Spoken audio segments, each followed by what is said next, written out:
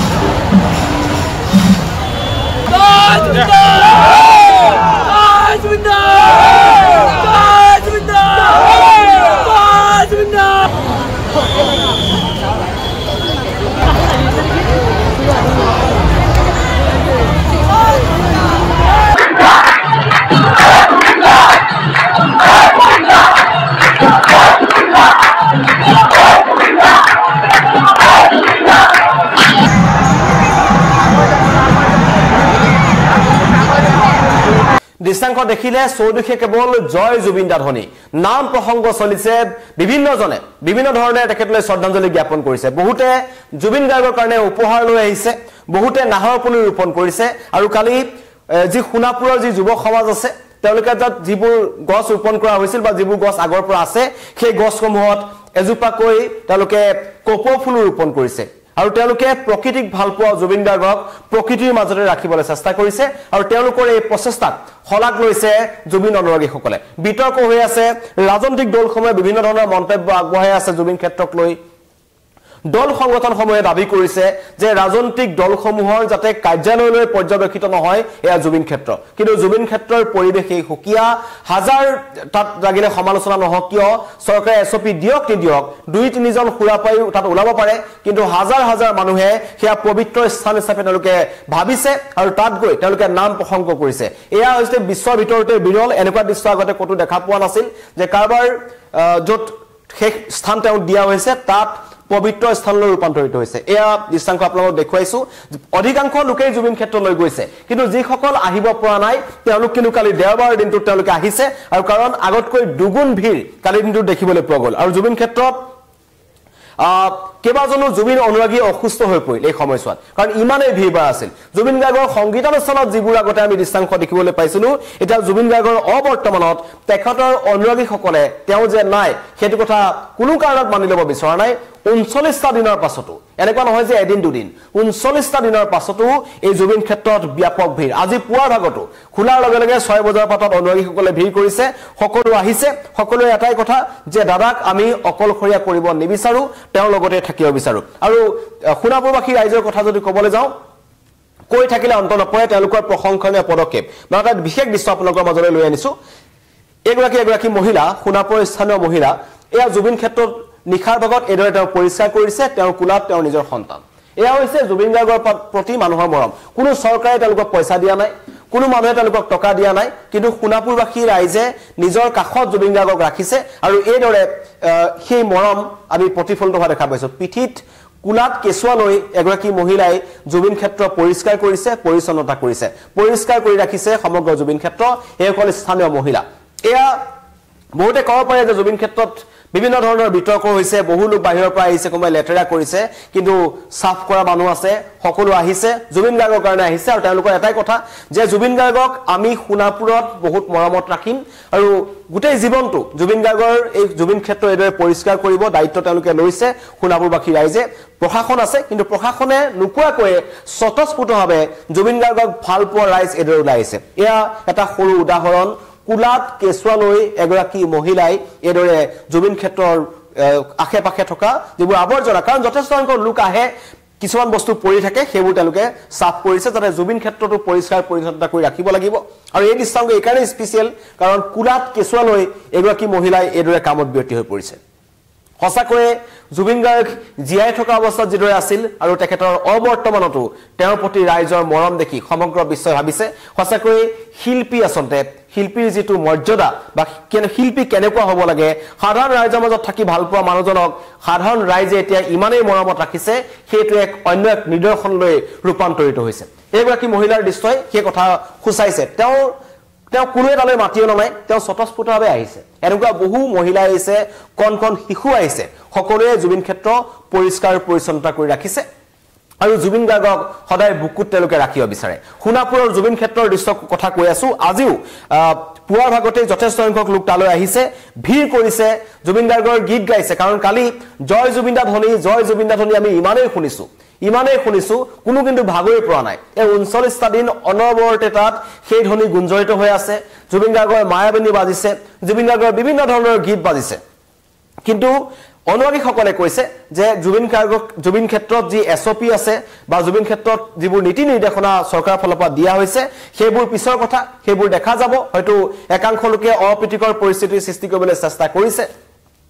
কিন্তু তাৰ মাজতো জুবিন গাৰ্গৰ যিসকল প্ৰকৃত অনুৰাগী আছে তেওঁলোকে এক নিদৰ্শন দেখুৱাইছে তেওঁলোক আহিছে তেওঁলোক নিজে ওলাই আহিছে আৰু আহি এদৰে হাতত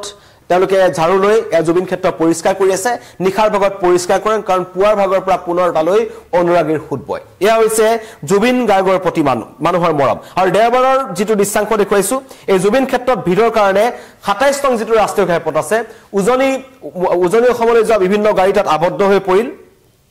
কেইবাখনো এম্বুলেন্সও তাত আবদ্ধ হৈ পৰিছে সেইকাৰণে যান বাহন আৰক্ষী আৰু সোণাপুৰৰ যান বাহন আৰক্ষীৰ প্ৰতি মানুহে এটা অভিযোগ উত্থাপন হৈছে যে তাত যিবোৰ ট্ৰাকৰ অবৈধ পাৰ্কিং আছে সেই পাৰ্কিংবোৰৰ কাৰণে আচলতে এই যানজঁটটো হৈছে কাৰণ সেই গাড়ীবোৰ ৰখাই থৈ দিয়াৰ কাৰণে বিভিন্ন ধৰণৰ গাড়ীসমূহ যাব নোৱাৰা অৱস্থা হৈছে সোণাপুৰ যান বাহন আৰক্ষী এই ক্ষেত্ৰত একেবাৰে নীৰৱ সেইকাৰণে সোণাপুৰ আৰক্ষীৰ বিৰুদ্ধে খৰব হৈছে বিভিন্ন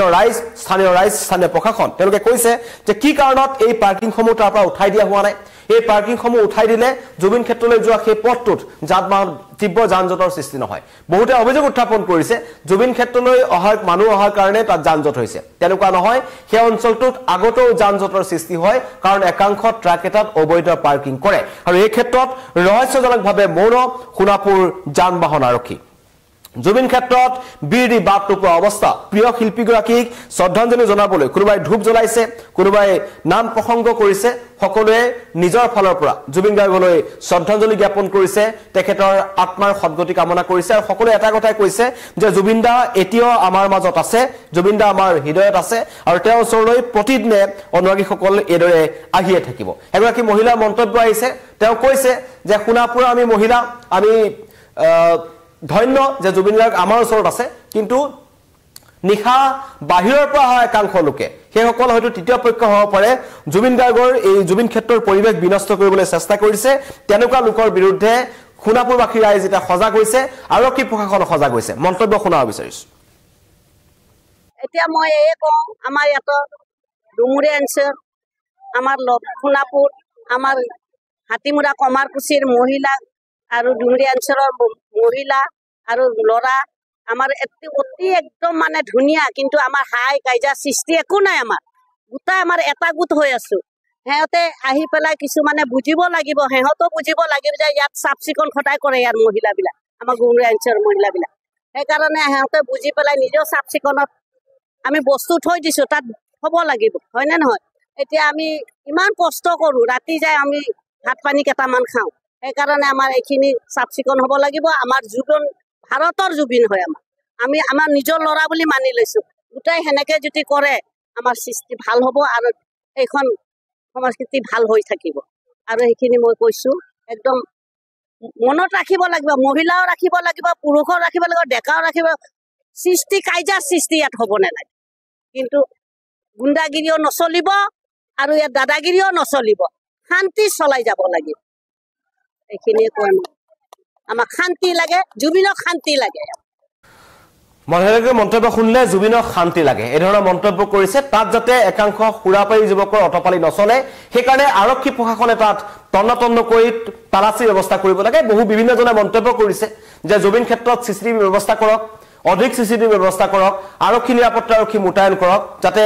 সোমোৱাৰ সময়তে প্ৰৱেশদ্বাৰতে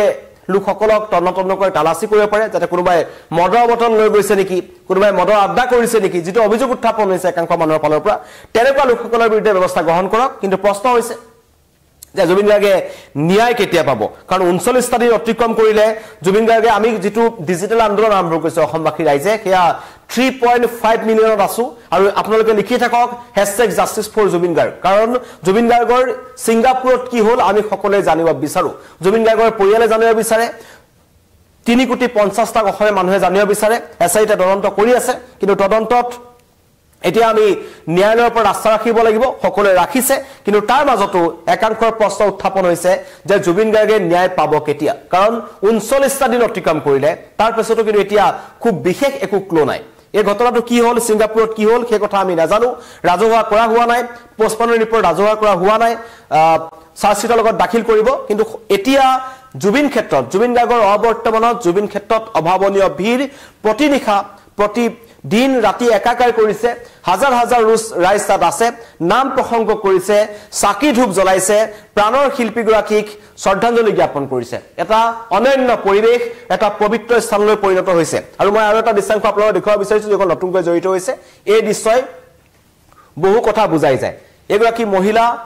পিঠিত তেওঁ এটি কেঁচুৱা, আৰু তাৰ পিছতো জুবিন ক্ষেত্ৰ তেওঁ পৰিষ্কাৰ কৰি আছে। এয়া হৈছে জুবিন গাৰ্গৰ প্ৰতি মানুহৰ মৰম, অসমৰ মানুহৰ মৰম জুবিন গাৰ্গৰ প্ৰতি। এই দৃশ্য দেখিলে চকু পানী ওলাব মানুহৰ। আৰু এনেকৈয়ে জুবিন গাৰ্গৰ প্ৰতি সঁচা মৰম, অকৃত্ৰিম ভালপোৱা মানুহে প্ৰকাশ কৰিছে। এজন শিল্পীৰ কাৰণে ইয়াতকৈ ডাঙৰ একো থাকিব নোৱাৰে। আৰু জুবিন গাৰ্গৰ প্ৰতি ৰাইজৰ এয়া মৰম। কালিৰ দিনটোত যথেষ্ট বেছি ভিৰ হ'ল, কাৰণ দেওবাৰ আছিল। উজনি, নামনি বিভিন্ন প্ৰান্তৰ পৰা ৰাইজ আহিছে, আৰু বহু বহিৰাজ্যৰ পৰাও বহু জুবিন অনুৰাগী আহিছে। তেওঁলোকে এই শ্ৰদ্ধা নিবেদিছে, আৰু সকলোৱে কৈছে যে জুবিন গাৰ্গৰ যিখন ছবি ৰৈ বিনালে 31 অক্টোবৰত আহি আছে, ছবিখন সকলোৱে চাবলৈ যাব, অনুৰাগীৰ ব্যাপক ভিৰ হ'ব। কিন্তু তাৰ মাজতে কৈছো, লিখি থাকক #JusticeForJubin Garg। জুবিন ক্ষেত্ৰত অভাৱনীয় ভিৰ